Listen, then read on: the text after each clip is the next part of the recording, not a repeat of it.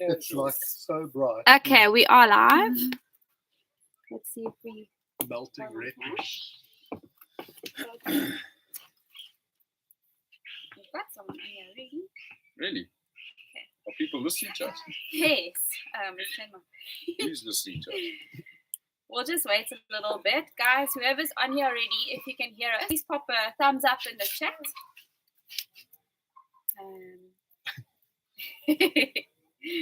We'll just wait a little bit to see who comes on.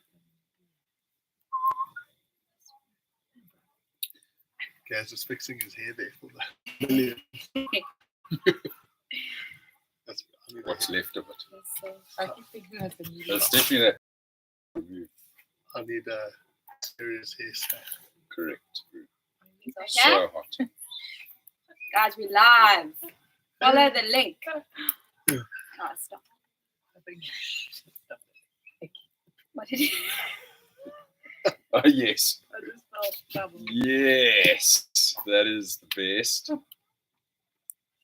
Those lights look epic. I do that. Those are my wedding lights. Screw that. It's so nice. I love that best. Let's see who's on watching us. What's Hi, it? Adrian. Welcome back, Adrian and Carol. We're not on the Hoedspruit Wildlife Estate. We're on Leadwood Estate. We kindly borrowed the nice boma with lighting for our live chat. Jandra is also back here. Awesome. Thanks for making the switch. Yeah, well done. We're going to wait a little bit longer to see if we get some more people over from the first live stream. Oh, there we go.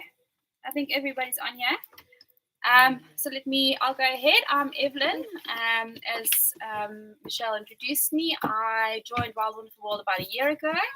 I'm also director for the conservation side, and then I run all the social media and marketing and the website. I came to South Africa for the first time 5 years ago, where I came on my first safari. I fell in love with my safari guide, who's now my husband, Oh, and I fell in love with the African bush. So I was very, very excited when Grant and Michelle asked me to join Wild Wonderful World. I'm also the only one of the team that is not a trained, fully qualified safari guide. that's because you've got a brain. Correct. We needed one of those. No, man. So that's me. That's all from me. John, do you want to go ahead? I've known Grant for a long time. We've had many adventures together. Sorry, I'm just watching my children flipping out. And so when I met Michelle and Grant and Michelle then went on their trip to Africa, I was insanely jealous. But yeah, what a epic adventure they went on. And I've kind of just been lurking in the wings since then, really. And then obviously I worked with Gareth. I met Gareth many years ago at an epic property called Ngala. And then it's so funny. My wife is actually Gareth's cousin,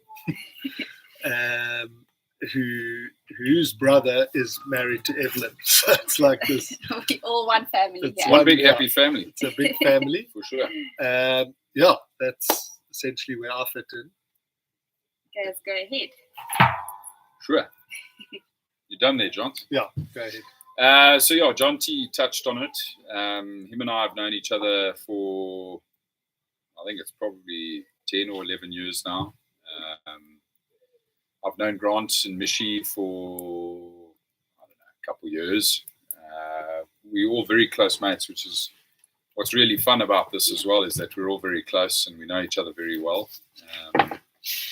And I've been guiding for a while. As John T said, at Ngala with a company called And Beyond, and also with a company called Singita. But lots of good times, mostly here in South Africa as a lodge-based guide. And then decided to move with my wife and my son to Hoedspruit, which is where we are right now, to start, a family sort of lifestyle outside of the lodge environment, and to continue with conservation and guiding. And, like Jonty said, sort of lurking in the wings, we've always been very, connected to Grant and Michelle, not just as friends, but with the amazing adventure that they had over that time while they traveled. And the conservation work that they've got involved in is certainly something that we're all passionate about. And we just all kind of want to make a difference. And so it kind of made sense for me to join Wild Wonderful World, which is something I did this year. And absolutely love the fact that I'm part of the team and happy to try and help contribute to guiding and to conservation and to just something that's very, very cool and very special to not only myself, but all of us here. That's Ricky, by the way. Far side there. That's my cousin. That's Jonty's beautiful wife. And I'm going to hand over to her now. Go ahead, Rex. Hi, everybody. Thanks. Sorry, I was just dealing with our little baby. I joined the team in January and feel very privileged to have had the opportunity. Jonty actually mentioned that Michelle was looking for somebody to help her. And at the time, I was looking for just a chance to work remotely with our two little babies. And super glad that I got to start in January. I was very new to the reservation side of things, but have spent 6 years guiding in the bush. So I absolutely love the bush. And the reason I started guiding was because of Gareth. I actually was studying engineering and realized I did not want to do that. So I heard about what Gareth was doing, and that's where I decided I wanted to be, and absolutely loved it. And so very glad to have the opportunity to be part of that vibe again, and especially for such an amazing company who does so much good and working with really, really incredible people. Michelle and I work super well together. So not only is she really great friend, but an amazing boss. Basically just from a reservations point of view, I suppose we do everything from start to finish. So, generally, if you have interest in doing any sort of safari, we jump on a phone call, find out what you're interested in, give you some ideas of what you might want to see, where you might want to go, and take it from there. If you have an idea of when you'd like to travel, how many people. So from there, we put everything together. From the minute you land in Africa, so all your flights, your transfers, all your accommodation, whether it's safari or city hotels, any activities that you want to do.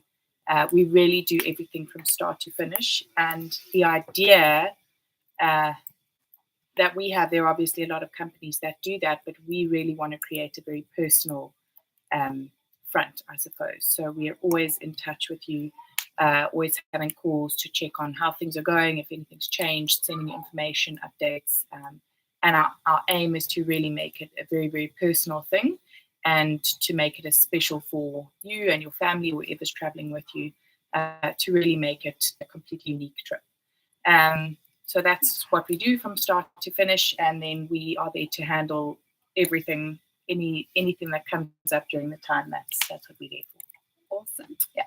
Awesome, Ricky. Thank you so much. I think Ricky touched on a good point there. I think the main aim for Wild Wonderful World Safaris is to really create a very special experience, and also an experience where we can show you why we love the bush so much and why we love Africa so much, and why we think you should come to Africa and experience it, because you only really know what it feels like when you're there. Absolutely. It's very hard to explain it to somebody. You just you have to come and experience it for yourself. You might end up like Evelyn. Yeah, exactly. Yeah, you just hang around. Get You might married. end up going. Just live in Hoedspruit. Come on You just safari, move get from married, overseas. and move into Hoedspruit. That's our goal. Not with these guys, no, they're married. So Yeah. sorry, Taken. ladies. Taken. Let's see if we've got some questions. Adrian's going to be here in Hoedspruit beginning of October. Cool. We definitely. Fantastic. He's asking, are you just online, or can we call in somewhere to get info? Adrian, you can definitely just pop us a message either on here, on YouTube, or on Instagram, or on email, info@wildwonderfulworld.com, and we can definitely meet up and chat more. And we had a little question on the conservation side from John J. What is the next project you guys are taking on, and how is it going with the rhinos you dehorned? Well, let's take the second one first. How's it going with the rhinos? We hope all good. Yeah, it's been amazing. So I've just come back from the Sabi Sands and chatted to a number of people who are involved with that whole dehorning project from the ground up. And the feedback's been amazing. So it's quite interesting. When we were busy doing it, the intelligence that these guys have is quite amazing. But the intelligence was that when the poachers or these syndicates sort of found out that we were doing this, they actually came in to verify that it was happening. Yes. And since then, there's been 0 incursions into the Sabi Sands, which is a flipping good win. I mean, we're all aware, none of us are happy about what we had to do, but we're all aware that it's the necessary evil at this stage to try and beat these guys who obviously are attacking our beautiful rhino. So Rix is, as well as being super clever and taking care of your safari from the ground up, she also, yeah, I must say she is a legend, as are all moms, and she's got to juggle the children while we do these cool things. But yeah, it was a huge success. And I think Ev will even testify the success rate of that initial operation was much higher than they actually thought. So that we thought there'd be like these big follow-on operations, but there's actually no imminent need. They were so successful in the dehorning operation. So that's super awesome. And I couldn't believe it. The first guest I drove, when I went back in, the 3 rhinos we saw had horns on them. Yes. So I was explaining about this whole operation that had happened, and the only rhinos they saw had horns on them. Exactly. Well, it also shows, I mean, rhinos move so much and their territories can change. So there'll definitely be follow-up operations, but I think we covered a big portion of the existing rhino population. So it was great. John is asking a follow-up question. John, can you tell the story on how you gave up your shirt to help blindfold the rhino? It was on Balule. Yeah, I'm super sad those pictures were circulated. It was my fault.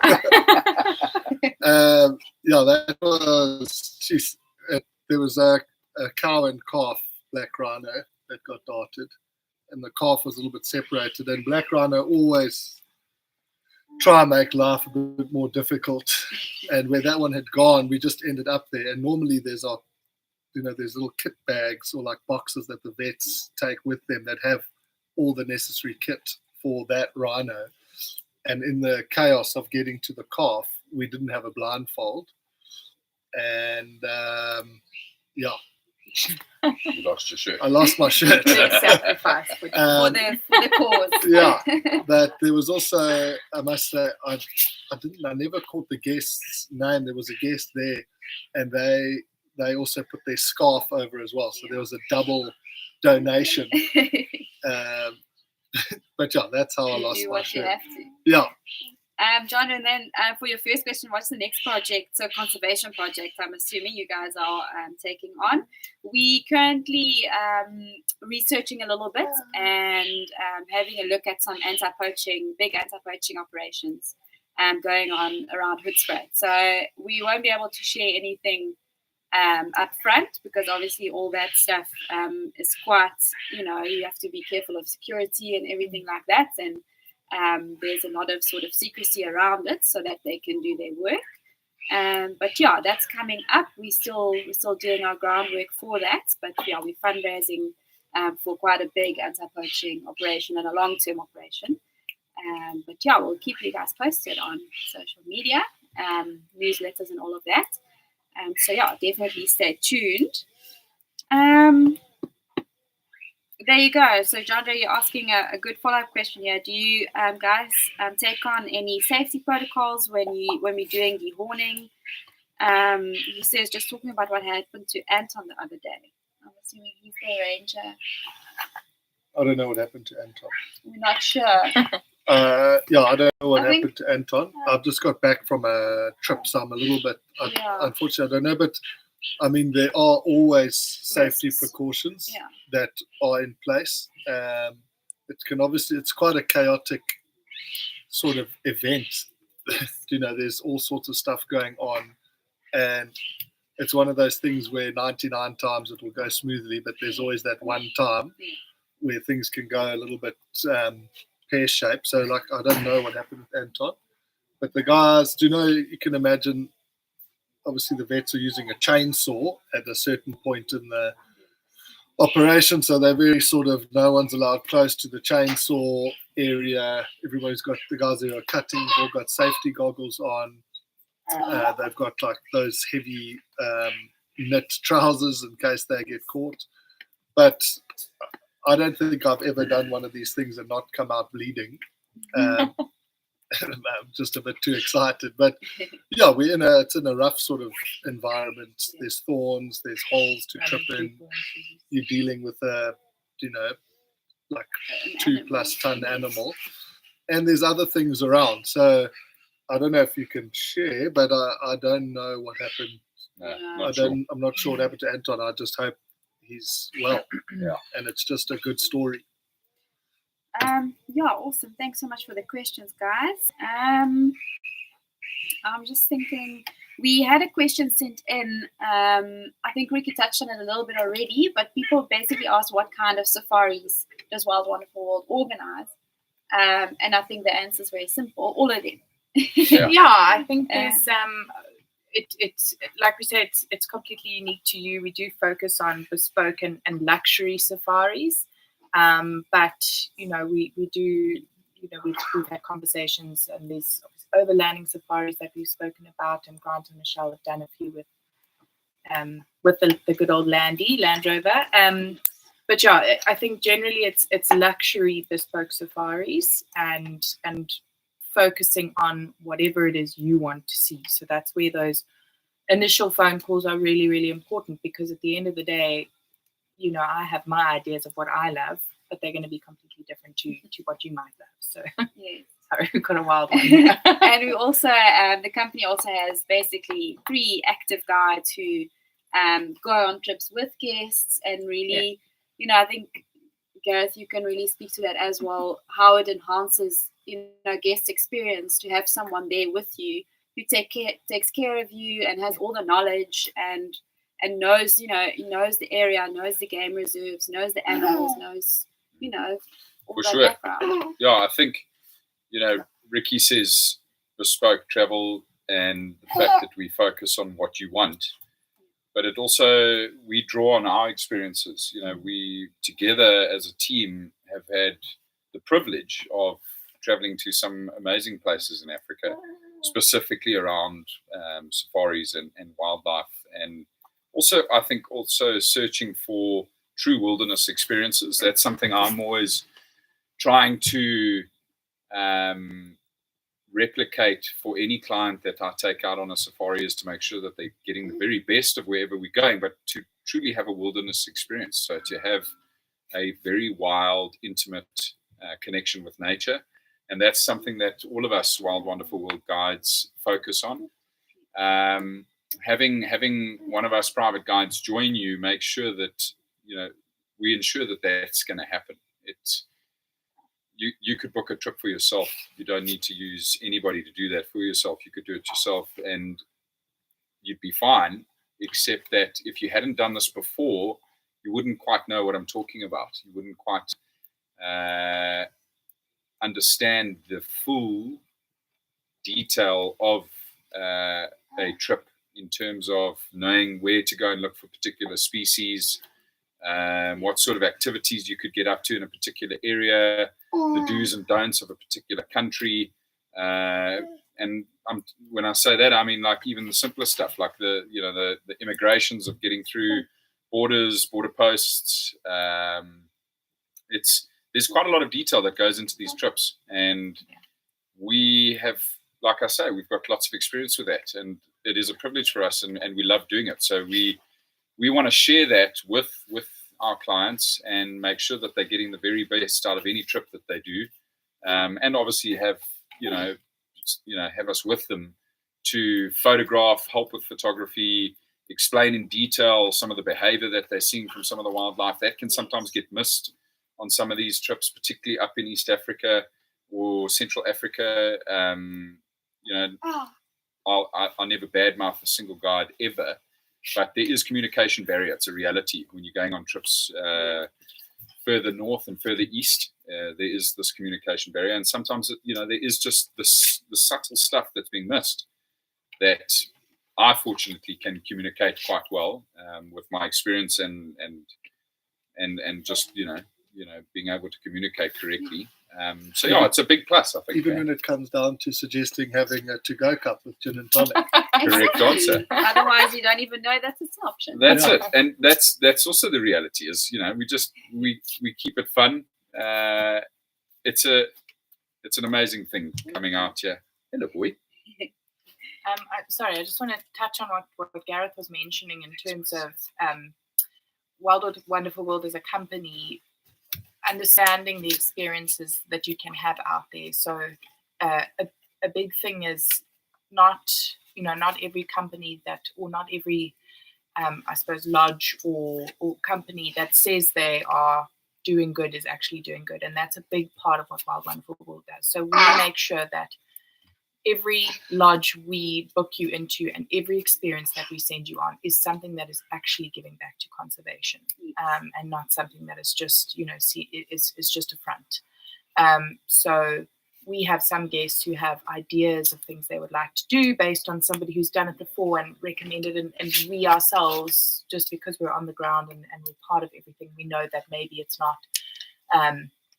especially when it comes to animal activities, we don't necessarily, we wouldn't book you on a trip to go and pet cheetah, because we believe in experiences that are enjoying animals out in the wild and just sending you on experiences that are really what they say, looking after animals and looking after the wild. So I think also what Gareth is saying, anybody can put a trip together for themselves. You can pop on Google and base your trip off of people's recommendations.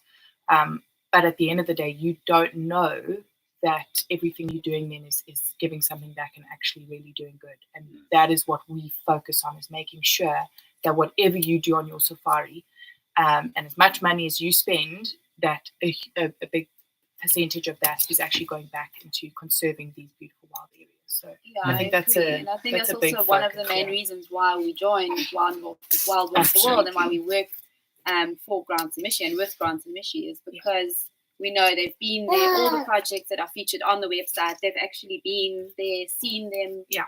They know the people that run those operations, and I think it's very important, as Vicky said, absolutely, that that your dollar is going to where it's needed most. 100%, yeah. We've got a question for the guiding team from Blaine. What's been your most memorable safari with Wild Wonderful World, and why? Yes, Blaine. We can broaden it even. Your most memorable safari. That is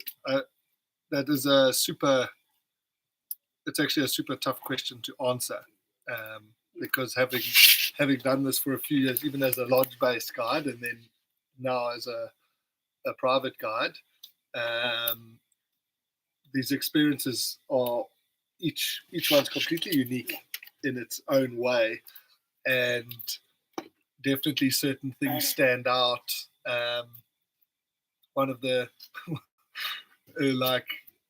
for each guide, you always got sort of an area where you're comfortable to operate in. And one of my memorable ones was heading to Cape Town, which is not my area, so my strong suit, being surrounded by people. If you can imagine, that is your strong suit, being surrounded by people. Well, if there's music, not in the bush. If there's music and alcohol, then I'm fine. Brandy specific. But just the sort of comedy factor of lurking around the city, looking like a fish out of water, kind of stands out. But I'm not sure what you're after, Blaine. If you want some Action Jackson stories, Yes. You Maybe know, you Give could us one come. of those. I can go for days. But I don't know if Gaz has got something up the chamber. Yes, I don't know. I'm just thinking now about is this the Blaine Anna? Yes. Yeah. Well, I'll keep it on the clean and on the straight and narrow. I think for me, obviously, I'm pretty new to this amazing team, but I've done a lot of safaris, and I think one that always stands out for me is one that most of us sitting here have experienced, and oddly enough, actually experienced at a similar time, and that was in Mana Pools up in Zimbabwe. I still have to go. Yeah, you do need to go up there, and we need to take you and Matt up there. We all have to go Yeah, it's a remarkable place. If you've never heard of it, just type it into Google and have a look at it. Rather phone us. Or phone us. We know Mana where to Pools is exactly what I was talking about earlier. It's a remarkable wilderness area, and you just feel like when I was up there, I felt like I was in the bush. There's a leopard busy calling. Yes. Yeah. Let's go. That's my animal. Just saying. Yeah. So I literally felt like I was on safari 150 years ago when I was up there. It's very wild, very remote. You do pretty much everything on foot. Just an epic experience, which I experienced at the time with a group of friends. I wasn't with clients at the time. And you ride up on the bank of the Zambezi River for one part of the, conservancy or concession that you're working on. You're seeing elephants constantly, loads of hippos. Then you can, go track lions, African wild dogs, and you're viewing most of this stuff on foot. And it's pretty amazing stuff to get in there, go and view some of this wildlife on foot, and get out of there without it even knowing that you'd actually been there is pretty damn cool. And it was extra special for me because it's also when I proposed to my wife. So it's a memory that'll stay with me forever. But that is a place I'm dying to get back to and take clients to go and experience. That is a true wilderness area, and it's a very special place. That was very cool. Yeah. Well, we're on the topic of Mana Pools. We're also looking at doing a big conservation project there. In that area, so definitely stay tuned. We're doing our research. Grant and Mish are actually going to meet some people there in Zimbabwe while they're up there on the other side. So awesome. Julie just hopped on. That's awesome. Hi, Julie. Let's see. Hi, Julie. I saw a question up here. Oh yeah. We need to get back up to Mana. Adrian also asked, where's the best place to see a Pearls fishing owl? I don't know. I've never seen one. Land. Mishi saw one, like Grant said, in Abu Camp in Botswana. Still last week. That's literally there we go. Yeah. Top of my list. Yeah. Exactly. My go-to space is the signpost to the accommodation at Pont Mullingar in Mozambique. It's like this hallowed bird, and it just stood. Every day on the sign that said number 35. That is ridiculous. I couldn't believe it. I think another good place would be Shushui and Pelosi. You'd be searching deep in the Fever Tree Forest there. Mm-hmm. I know guys have seen there. That's where we saw it. Remember they told us the camp up in Gonorozoa? Yeah. Gonorozoa would be a good place. I don't know. People tell me Bots. Yeah, along with Chobe, there's some good spots in the Delta, amazing spots. Zambia. Still go with Gareth if you No, don't go with me. you want to see it. I've literally been to like 6 or 7 spots where the local guards on the ground have said to me, "You definitely see it." I saw it all week, and I spend a week there. So guys, if you want to go birding, go with John to And if you want to see leopards mating, don't have me anywhere near it. In 6 years, that is ridiculous. I've never seen it. That is worked ridiculous. in the I even called Ricky into a sighting at Singita. I said, Rick, they are currently mating. Come here right now. And she came, and they were stopped mating. Yeah, for a very long time. I think that was their final session. And I got there, and they were done. Crazy. I also actually have never seen it. What? Lions Really? mating, yes, but not leopard. Yeah, well, what? I guided for 6 years. It worked a lot. Don't be surprised. Yeah, but by she's that. married to Matt, who's quite possibly Matt is the the leopard luckiest whisperer. charm Yeah, Correct that's answer. true. for game viewing. Yeah. My goodness. Okay. Not a cuck. Awesome. Not a cuck guide. But he's retired. Sorry. Yeah. Maybe We're be trying to open get him one or back. two safari. Yeah. Okay, I think we answered all the questions that were here.